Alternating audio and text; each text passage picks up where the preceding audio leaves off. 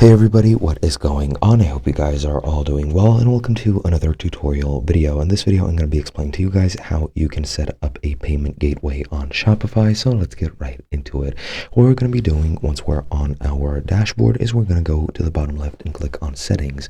From here, you're going to go ahead and go into billing, and here you're going to set up your payment method. From here, you can just click add payment method and then select whichever one you have available and whichever one you want to use. Then you're just going to input all the required information and credentials, and once that's done, your accounts will be connected and your payment methods will be used on your next billing cycle. Now, if you want to set up payments for your website, you can just go into payments over here and you can choose a payment provider so that people can pay you for your items or services on Shopify through this payment method. You just go ahead, click here and choose a provider, and that's pretty much all you need to do. Hope you guys enjoyed, and I'll be seeing you guys in another video.